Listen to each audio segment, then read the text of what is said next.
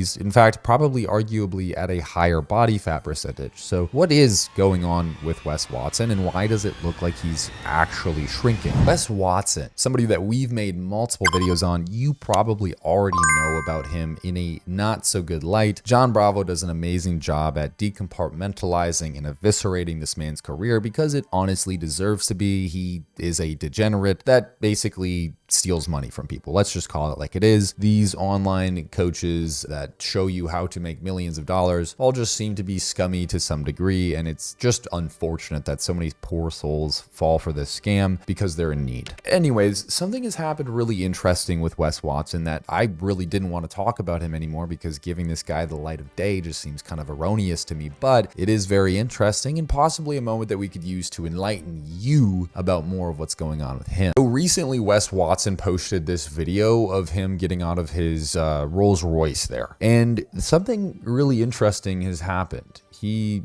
looks so skinny, very skinny compared to his all-out inflated look. On top of that, he doesn't really look more lean for being skinnier. He just kind of looks a little bit flabbier. You know what you can assume from this? Yeah, bro went to his doctor and his doctor told him, bro, you ain't gonna live to see 40, bro. That's probably the case. So it's not as if he's gotten into a cut or anything like that and just gotten some flat muscles and maybe, you know, just looks a little bit momentarily deflated, because he's not any more lean. He's in fact probably arguably at a higher body fat percentage. So what is going on with Wes Watson, and why does it look like he's actually shrinking? Now, keep in mind, just a few months ago, if even that, Wes Watson was looking a lot more juiced. He had vascularity everywhere and seemingly would be something that a person would call, yes, jacked. Obviously taking a little bit of Sazul. I'm not gonna lie, bro, in the fitness industry, man, a lot of these guys, they hop on a lot of these I shouldn't say supplements, you guys know what I'm talking about. They hop on a needle and a little, you know, oil up in their vein. You know what I'm talking about? Yeah, they hop on that, and the reason being is because they want to get bigger. And what ends up happening is, like, chances are when they hop off and you see them like looking skinnier, chances are your doctor told them, yo boy, your blood ain't looking good, you ain't looking good, you ain't looking healthy, you looking like an alien, you gotta help off it or you ain't gonna live to see another day. For sure, like, absolutely. But he's jacked, you know, compared to the average Joe. Now, did he ever have a really great physique? No. In fact, I would argue that he has some of the worst proportions of mankind. I mean, his father did not bless him well with a good set of genes, we'll just be honest. That's apparent from his hairline, though. It doesn't even start at his physique. I mean, just look at this thing. Just look at his thing. I mean, it's pretty rough, all right? Look, I don't have the best physique in the world. I'll be the first to say it. I'm disabled. I have cerebral palsy, okay? Not many of you guys know that here. A lot of my Instagram folks do, but I have cerebral palsy. I say this coming from a perspective of somebody who does have a disability, who knows what it takes to be shredded, and can confidently do that repeatedly, basically all year long. That physique ain't so great. It's not so great. It's definitely representative of somebody that doesn't really take care of themselves, and probably, my assumption here is, leans on steroids a bit more than they probably should to get their results. Yo, on a side note, bro, I don't understand how people get on this gear thing if they're not like competing. Like, if you're just doing it as a recreational just to look good, bro, it's like, you know, why are you gonna mess with your life like that, boy? You don't want to live to see 60, boy? You really got a death wish like that? You really want to end your life early? Like, bro, just train normal, you know, especially if you're doing it as a lifestyle. But I understand, right? If you're trying to like compete at a pro level and all that, then yeah, it kind of makes sense why they hop on it. But like you guys have seen on recent news where a lot of these athletes are losing their life. Let's be honest. Let's keep it real. Let's keep it a buck. They're losing their life way faster than that mouse gets caught on a trap, bro. You know, even these mice, they ain't dying that fast, bro. These mice now, they're getting smarter. But you got these bodybuilders, bro. They're every other day you're hearing about them, you know, dying at the age of 30, age of 40, heart attack. Like, how does that even make any sense, right? Like, you go to the gym, you're all about health, you know, you promote health, you're all about, you know, eating clean, training hard and all that, and you go to the gym like 5 times a week. How the hell are you dying at 30, 40?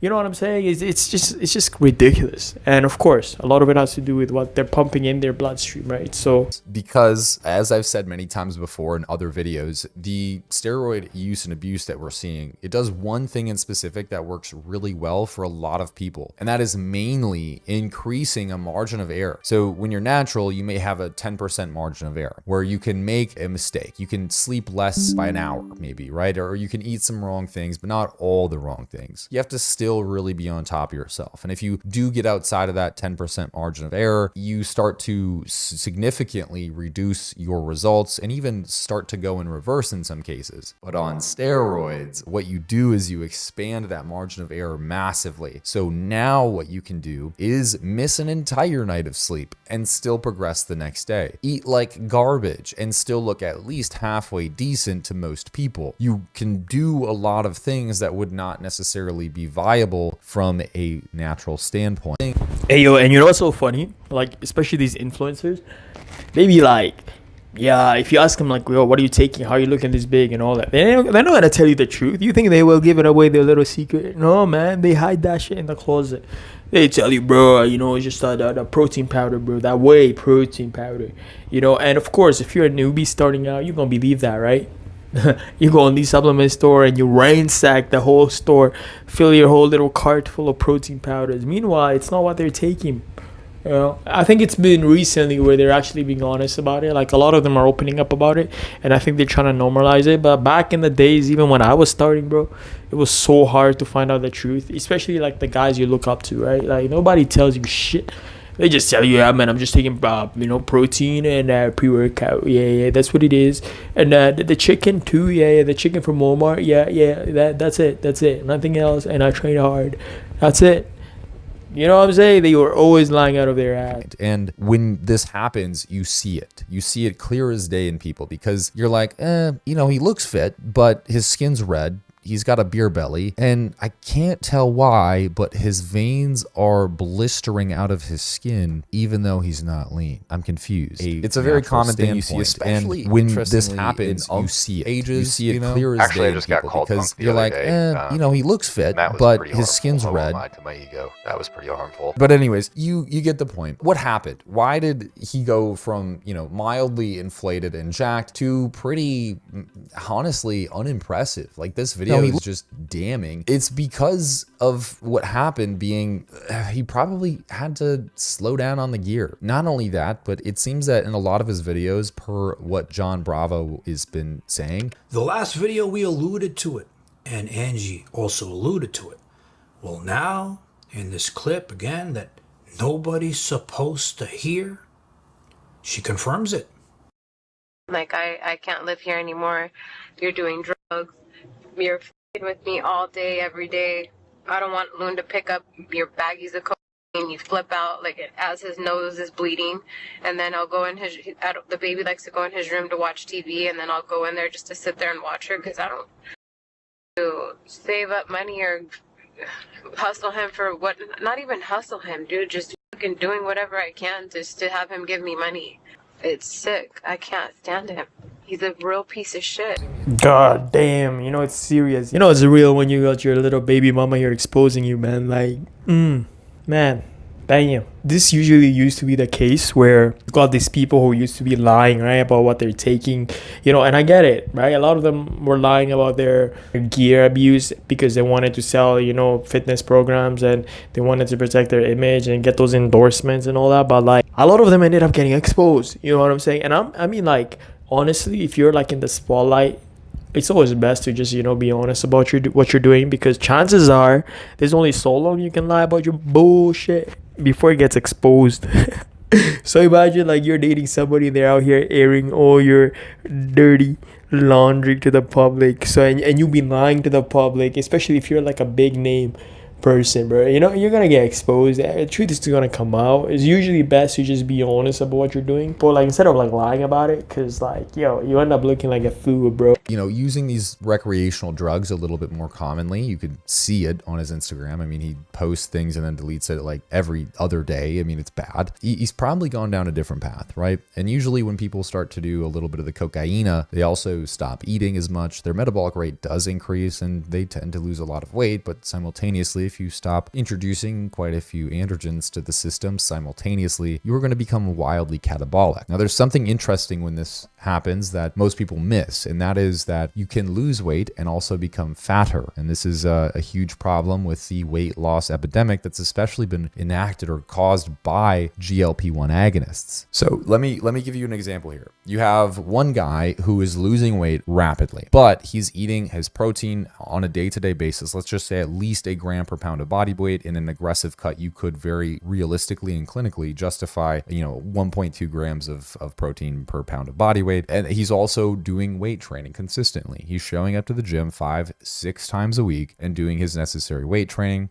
He's sleeping 8 hours a night, and he's consistently being absolutely sure to take all of his supplements, even the super supplements. He's also he might lose a pound a week, but primarily that, even on a really conservative statement here, I mean, he's probably losing 10% lean mass, 90% fat mass. He's basically just losing fat mass and maintaining all of his lean mass, which is great. I mean, that's exactly what you would want to have happen. But now you take the same scenario and you apply things a little bit differently. You change the technicals of it, right? You give a guy enough calories to where he's losing a pound a day, but his macros aren't so great. He's maybe eating 100 grams of protein one day. Another day for the camera, he'll show a high protein meal, but what he does that night after a little bit of cocaine is a bit of a different story. Then on top of that, we all know with a little bit of a beta-2 agonism, he's not going to be sleeping appropriately, probably going to be awake most of the night, if not all of the night, if he's even able to sleep. So there goes that out the window. A very important part, by the way, of anabolism is sleep. There's actually a great study. I'll see if I can't find it and throw it up. If I can't, you're just going to get my face. But it's a great study where they took 2 control groups and they gave one control group 8 hours of sleep opportunity and another control group 6 hours of sleep opportunity. And then they put them in a controlled calorie deficit and watched what happened. And it turns out that they both lost equivalent amounts of weight in general, but the group that got 6 or less hours of sleep opportunity lost more lean mass than they did fat mass. Pretty crazy. The group that got 8 or more hours of sleep opportunity did in fact maintain a lot more lean mass and primarily lost majoritively fat mass. So sleep is a massively important thing when it relates to cutting weight and maintaining your muscle mass and preserving what you have. I always tell people, if you lose a lot of sleep, probably not worth doing the cardio in the morning super early. Get some more hours of sleep in and then correct for the issue tomorrow. But anyways, point being, you get a guy who's maybe not eating the best, his sleep is pretty deteriorated, he's eviscerating his health through using recreational drugs, consuming alcohol, which ethanol in and of itself, wildly catabolic, and not just for that moment, for 48 hours to 72 hours post consumption. So please understand that if you're a chronic drinker or even drinking slightly, you're an idiot.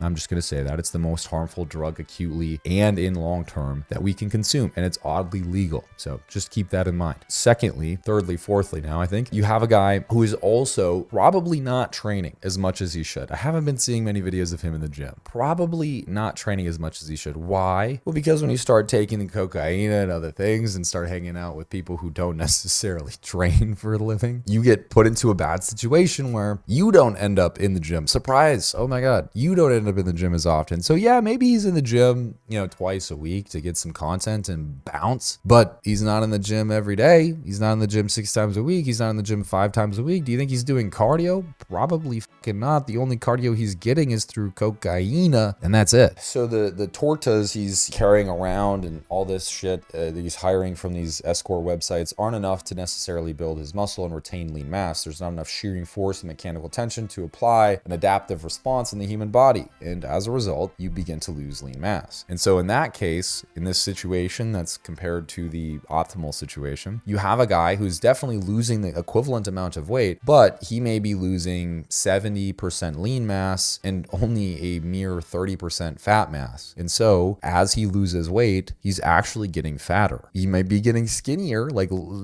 shrinking as a human being, but he is not getting leaner. He's getting fatter. Am I a best assumption here, just kind of looking at this video and seeing Wes as he goes through his psychosis probably is what's happening. Now, how could you fix this? Maybe you're in a similar situation where you haven't really been doing the right things and you've been trying to cut weight. Well, very simple, right? You reverse engineer what I just talked about. You get enough sleep, you eat enough protein, you eat enough calories to support day-to-day function and efficient training. That's a really important thing. Less calories is not better if you're training like an asshole. So make sure that you're getting stronger in the gym and you're putting effort in each session. And if you're getting dog tired every single time you train, you're probably eating too little. But anyways, you're training enough, you're sleeping enough, you're eating enough, and you're generally respecting a lifestyle. You know, like you're generally respecting yourself as a healthy human being. And you're asking the question every now and then, hey, when I'm looking at myself as the future me, and I'm the healthiest and most jacked person that I want to be, and I ask him the question, what should I do today? The answer that that guy gives you is probably correct. And if you're going and deviating from that, it's probably not right. And you're probably not going to get the results that you want. Moral of the story is drugs aren't cool. Genuinely, they're not. Like, it's such a there's a reason I don't hang out with a lot of influencers, okay? I get opportunities to, but I never find interest in doing it because all they want to do is go drink and go party and do drugs. That's the truth. And I just have no interest in ever doing those things in my life. I would much rather read a book. That is just me, and it's like how I've always been. I know it doesn't look like it, tattoos and all this shit, but that is the case. Anyways, if you like this video, comment, like, and subscribe down below. It does actually mean the world to me, and it helps massively on the channel. My general recommendation in life, guys, is just stay away from the internet and try to touch grass. You don't need a Bugatti, Ferrari, or an STO. You just need a good bit of reality. I'll catch you in the next one. Damn, I forgot to talk for the rest of the video. I guess I was supposed to make commentary, but like I was so engaged in it. But all I gotta say is, like, for this particular individual, like, at least they're rich. You can see that, right, by their lifestyle or whatnot. Unless they're faking it all, right? Unless it's all for show, for social media or whatnot. But you can see they got money, right? So I guess that kind of enables them to live this toxic ass lifestyle they're living, where they're pumping stuff on their vein and, you know, yeah, living this deteriorating life. But for the average Joe, right, let's say, you know, you have like a 9 to 5, bro, you know, you're not even rich, bro, you're broke ass shit, you know, living paycheck to paycheck and all that. You cannot afford to do this shit, right? So that's the thing. Like I said, like, I know there is those selected fews who are all about bodybuilding. They live or die about it, you know. They don't care. They gotta take it to the extreme. And to be honest, at one point I was too, but I didn't really get into this, you know, into this little rabbit hole, right? But at the end of the day, if you're gonna do it, you know, you want to get jacked, let's say you're hoping on this whatever gear, make sure you got the funds. Make sure you're up, bro. Make sure you got that money on roll, bro. Just in case anything goes wrong, you know, just in case you gotta get admitted to the hospital tonight. I'm talking about it. You know, you're gonna get rushed in there or something, bro. Or you need a new kidney or something. I don't know, man. You can't afford to do this if you're broke ass shit, you know. And chances are, like, your doctor telling you, yo, you know, you have 6 months left to live and you're broke ass shit, bro, and you can't pay all your bills, your hospital bills, and you're gonna take all these other different things and your life takes a drastic turn. Like, make sure at least you're well off, right? All I can say for him is, like, yeah, I don't know what his case is, but as you can see, he did hop off whatever he was on, and assessing from that, I'm assuming his doctor did tell him about that. But at the same time, like, you can see he's well off. He got money, right? So even if anything happens to his life right now, he can take care of himself. He can pay all his bills. What about you, bro? What about you?